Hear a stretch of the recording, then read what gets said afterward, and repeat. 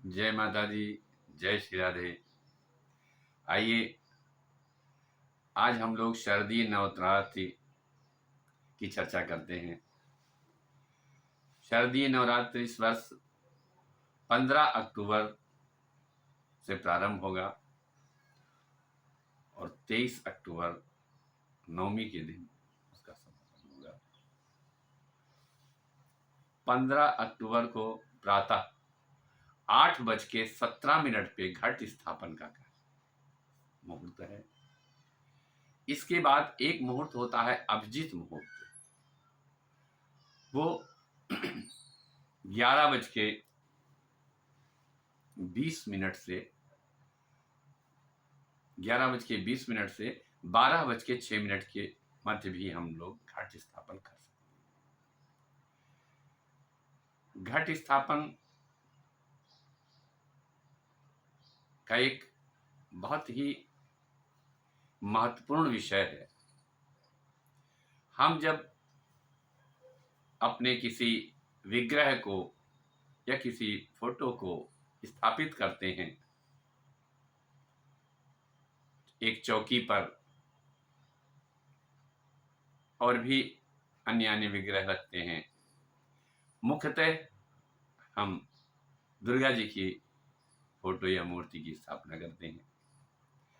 घट जब हम विग्रह की तरफ मुंह करके बैठेंगे पूजन के लिए, तो अपने बाएं हाथ की तरफ हम बालू में या मिट्टी में, जैसा भी सुविधा हो आपको, उसमें जौ मिला करके हम पहले उसको बाईं तरफ रख लेते हैं। उसी के ऊपर हम घट को स्थापित करते हैं। घट में हम लोग उसमें दूर्वा, चंदन, एक सुपारी, पान, पुष्प और द्रव्य यानी कि कुछ सिक्का, एक सिक्का उसमें डाल दीजिए। ये इतनी चीजें, अक्षत, ये सारी चीजें डाल करके हम उसके ऊपर एक चावल से कटोरी में चावल भर करके उस पर स्थापित करते हैं। उससे पहले उसमें हम पंच पल्लव डालते हैं और जो चावल की कटोरी है उस पर हम जो नारियल हम लाते हैं बाजार से, सूखा नारियल हो जटा वाला या कच्चा नारियल जटा वाला हो, उसको लाल कपड़े में लपेट करके कलावा से बांध करके फिर हम उसी चावल के ऊपर उसको स्थापित करते हैं और उसी पर ही हम माता जी का आवाहन करते हैं और माता जी 9 दिन तक वो उसी में विराजमान होती है। और दीपक हम जो अपना विग्रह है उस विग्रह के सामने एक अखंड ज्योति जलाते हैं। अखंड ज्योति के भी नीचे भी हम थोड़ा सा चावल डाल करके उस पर हम अखंड ज्योति को रखें। ऐसे कभी ज्योति नहीं जलानी चाहिए। फिर हम षोडशोपचार या पंचोपचार से माता जी का पूजन करके, और एक बात, हम इसी बीच में पूजन जब उन करते समय हम भैरव जी का भी स्मरण करेंगे। मानसिक स्मरण उनका करके उनको हम पुष्प और अक्षत उनको भेंट करेंगे। फिर हनुमान जी का हम स्मरण करेंगे क्योंकि माता जी की पूजा में हनुमान जी और भैरव जी का विशेष महत्व है। आप सब लोग जानते होंगे कि आगे आगे जो है हमारे हनुमान जी चलते हैं, पीछे पीछे भैरव जी चलते हैं हमारी माता जी।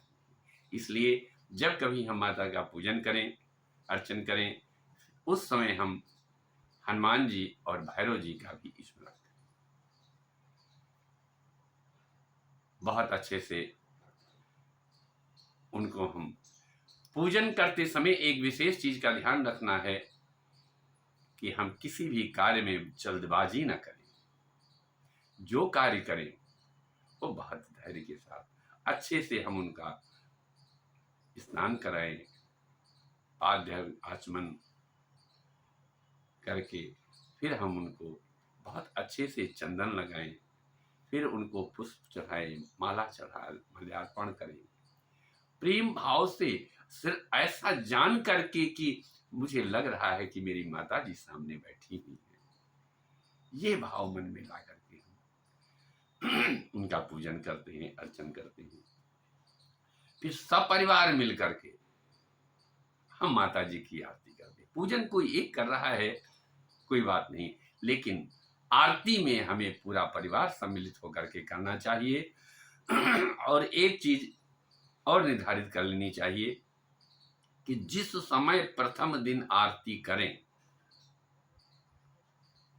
प्रातः काल में भी और सायंकाल में भी जब माता की आरती करें, तो नित्य प्रति हमें उसी समय आरती प्रातः काल में और उसी समय आरती सायंकालीन में ही करनी है। यम नियम संयम, नियम में ही सबसे बड़ी ताकत होती है। अगर उनका आशीर्वाद पाना है, आशीर्वाद लेना है, उनकी कृपा के पात्र बनना है, तो हमें समय का विशेष ध्यान रखना होगा। समय पर हम जब कोई कार्य करते हैं तभी उसका मुझे फल मिलता है, और असमय किया हुआ कोई भी कार्य। तो इसलिए मेरे भाइयों, बहनों, माताओं, मैं सबसे निवेदन करता हूँ कि समय का विशेष ध्यान रखें। प्रातःकालीन आरती, सायंकालीन आरती में जो प्रथम दिन जिस समय हम आरती करें, उसी समय हम दूसरे दिन भी करें, तीसरे दिन भी करें, नियमित 9 दिन तक फिर उसी समय ही हम करें, क्योंकि माता को उस समय वहां पर विराजमान होना होता है। वो तो आके बैठ गई कि मेरी आरती 7:30 बजे होगी, मेरी आरती 6 बजे होगी, मेरी आरती 8 बजे होगी।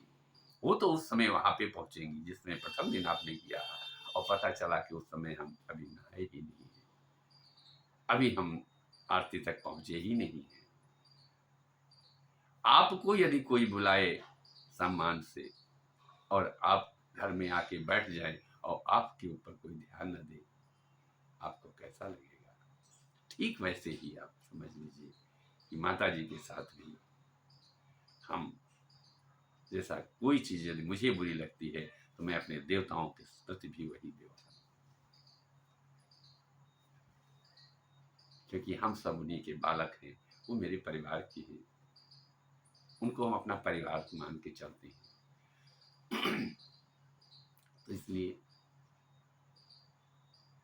मैं हमेशा यही कहता हूँ कि बहुत श्रद्धा और विश्वास, विश्वासम फलदायकम, जब हम विश्वास करते हैं तभी हमें उसका लाभ मिलता है। तो विश्वास कब जागृत होगा? जब हम समय से कोई चीज कर लें, आपको भी अच्छा लगेगा, और आपकी पूजा जो बैठ करके आप आधे घंटे 15 मिनट करते हैं, तो वो पूजा आपकी 2 घंटे के बराबर हो जाएगी, क्योंकि आप जब उठेंगे तो आपका स्मरण होगा कि मुझे 7:30 बजे, मुझे 7 बजे, मुझे 6 बजे आरती पे पहुंचना है। तो आपका मन जल्दी जल्दी काम में लगा रहेगा और आप बराबर माता जी से जुड़े रहेंगे, इसलिए कि मन में चलता रहेगा, जल्दी कर लो, आरती में पहुंचना है, 7 बजने वाला है, जल्दी कर लो, 7:30 बजने वाला है, आरती में पहुंचना है। तो ये पूजा आपकी उससे ज्यादा हो जाएगी, क्योंकि आपकी लगन लगी हुई है उससे। और 23 तारीख को नवमी के दिन पारण भी है, विसर्जन भी है। पारण 8:49 पर पारण होगा, और पारण का विशेष ध्यान रखने कि 8:49 से और हम लगभग 1 बजे करीब तक पारण कर सकते हैं। पारण का समय भी थोड़ा सा विशेष आप लोग ध्यान रखें। उसी समय से ही अपना कार्य निवृत्त होकर के 8:49 के बाद किसी भी समय पारण कर सकते हैं। हम जब नवरात्रि का पाठ करते हैं तो उसमें भी मैं एक बात आप लोगों को बता दूं कि बहुत लोग पूछते हैं कि पाठ कैसे किया जाए। 13 अध्याय होते हैं हमारे दुर्गा सप्तशती में। शुरुआत में सप्त श्लोकी का पाठ होता है, फिर 108 नाम है, फिर जो है कवच अर्गला कीलक है, तत्पश्चात फिर पाठ। तो जो भी हम आसानी से कर सके, मैं मूलतः अध्यायों के पाठ के बारे में मैं बता देना चाहूँगा आपको कि प्रथम दिन प्रातःकालीन जो है पूजन के समय हम प्रथम अध्याय का पाठ करते हैं और सायंकालीन में हम 13वें अध्याय का पाठ करते हैं। फिर दूसरे दिन प्रातः हम द्वितीय अध्याय का पाठ करते हैं और सायंकालीन में 12वें अध्याय का पाठ करते हैं। प्रातः काल में बढ़ते हुए क्रम में चलते हैं और सायंकालीन बेला में जब हम पूजन आरती करते हैं, पाठ करते हैं, तो घटते हुए बढ़ते हुए क्रम में करते हैं।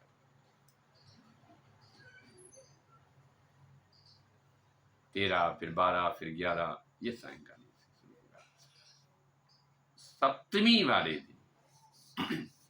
सप्तमी वाले दिन प्रथम दिन हम 7वां अध्याय का अध्ययन करेंगे, क्योंकि अध्याय 13 ही है।